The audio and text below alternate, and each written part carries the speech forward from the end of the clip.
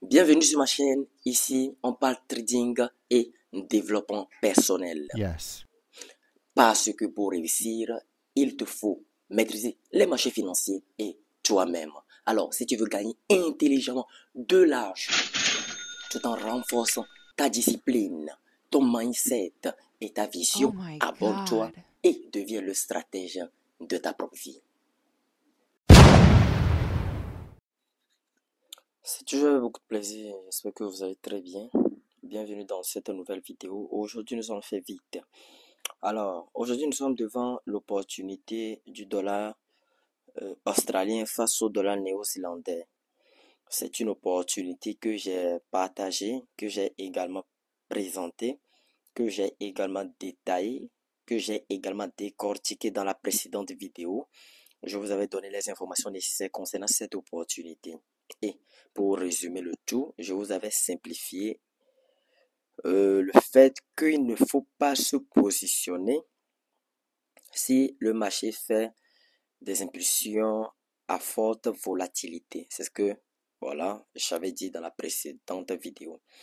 Nous pouvons constater que ici, le marché a fait une forte volatilité et dans la vidéo d'hier, je vous avais dit d'attendre, si bien sûr vous voulez vous positionner, d'attendre une cassure de clôture de bougie semblable à cette fléchette-là que je viens de déplacer avant de vous positionner parce que dans la majeure partie de cas, si le marché fait ce genre d'impulsion baissière et casse directement votre zone d'action, la zone d'action c'est la zone que je viens de déplacer, et que vous voulez vous positionner sur ces énormes impulsions baissières, le marché a tendance à retracer fortement.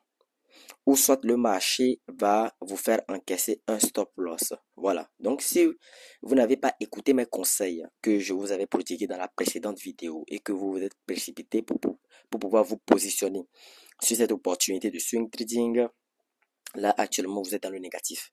C'est un trade que vous pourrez éviter. Ça, c'est un risque que vous pourrez éviter. Mais si vous n'avez pas suivi mes conseils, là, je suis désolé pour vous. Vous risquerez plus ou moins, voilà, d'encaisser un stop loss. Probablement, peut-être vous avez mis votre stop loss ici. Voilà, on ne sait pas, mais vous êtes totalement dans la marge négative. Voilà, tout simplement. Parce que je vous avais dit qu'il faut faire attention à ce genre d'impulsion. Soit vous vous attendez à ce que le marché retrace d'abord avant de vous positionner, soit vous attendez une figure de continuation, ou soit vous attendez une figure, une consolidation de marché avec les confirmations nécessaires à l'appui, c'est-à-dire cassure plus clôture de bougie avant de vous positionner. Mais qu'est-ce que nous pouvons constater? Donc, dans la précédente vidéo, je vous avais donné un conseil que si néanmoins vous voulez vous positionner, vous devez attendre une cassure de clocher de bougie en dessous de cette zone dangereuse. Voilà, cette zone que je viens de déplacer. En dessous de cette zone dangereuse, semblable à cette flèche-là. Donc, vous devez attendre une clôture de bougie semblable à cette flèche-là avant de vous positionner. Très bien, nous pouvons remarquer que sur la zone dangereuse, le marché nous a détourné un double creux, une figure de retournement.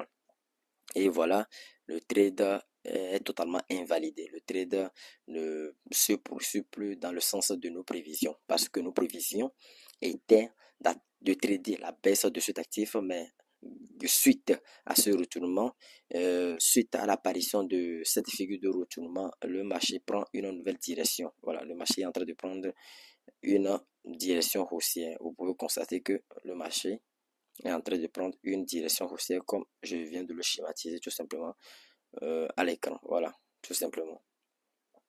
Donc, on va plus trop parler de ce graphique. On va voir le graphique de cette opportunité. Cette opportunité, moi, je ne m'étais pas positionné parce que j'avais raté vraiment le trade. J'étais vraiment très occupé.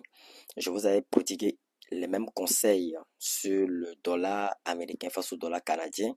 Je vous avais dit d'attendre une cassure de clôture de bougie en dessous de cette ligne de support que voici. Donc, je l'avais clairement expliqué dans la précédente vidéo.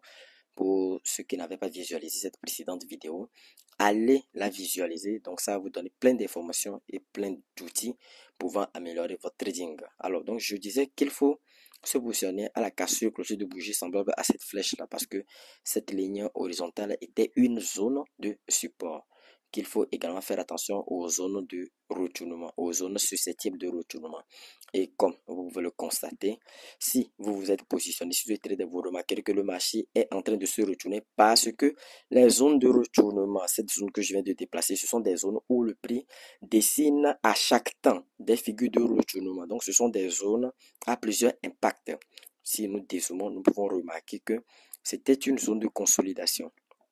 Voilà, cette zone de retournement était une zone de consolidation. Regardez l'impact que nous avons sur cette zone. Donc, ce n'est pas une zone à ne pas prendre en compte. Donc, ce n'est pas une zone anodine. C'est une zone plutôt à prendre en compte. Donc, à la première zone susceptible de retournement, comme vous pouvez le constater, si vous me laissez le temps de schématiser un peu, le marché est en train de nous dessiner, ou si pas, nous dessine déjà une figure de retournement. Il nous a dessiné une figure de retournement. Voilà, que voici, que vous pouvez constater. Voilà, tout simplement. Le marché nous a dessiné une figure de retournement à la zone susceptible à la première zone susceptible de retournement.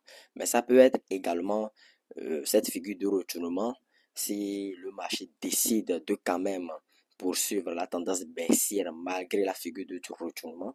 Le marché peut quand même transformer cette figure de retournement en une figure de continuation. Tout simplement. Donc, le marché est roi. Le marché peut faire plusieurs choses. Donc, le marché peut décider de transformer cette figure comme vous le constatez, cette figure de retournement. Parce que si, ici, on tracelait la ligne de coup comme cela, vous voyez, alors que nous étions en tendance baissière, ici, on tracelait la ligne de coup, on pouvait le noter LG, ligne de coup. Donc, ce qui nous laisse croire que, attendez, je vais essayer de le mettre à gauche, à droite, et de changer la couleur en noir. Très bien, c'est bon. Donc ça c'est une ligne de coup et vous pouvez percevoir clairement que le marché s'est retourné dans cette zone de prix. Voilà, plus ici nous avons une cassure de cloche de bougie au-dessus de la ligne de coup avec une bougie verte. Et ici nous avons un petit pullback et voilà, le marché est en train de partir dans un sens tout simplement très haussier. Voilà, dans un sens, je schématise encore, dans un sens tout simplement très haussier. Mais le marché aussi peut toutefois décider d'invalider cette figure de retournement et de poursuivre la tendance baissière. Donc, c'est-à-dire, il peut invalider la figure de retournement qui est en train de se dessiner. Voilà.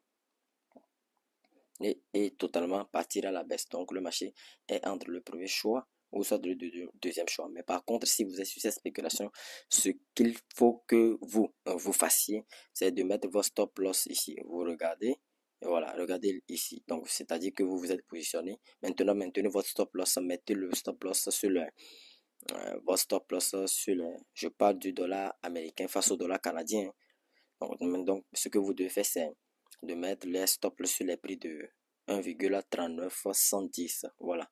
Au cas où le marché déciderait d'aller toucher, voilà, comme ça, comme je suis en train de le faire, d'aller toucher votre stop loss, vous ne serez pas sorti en négatif. Vous ne sortirez point en négatif.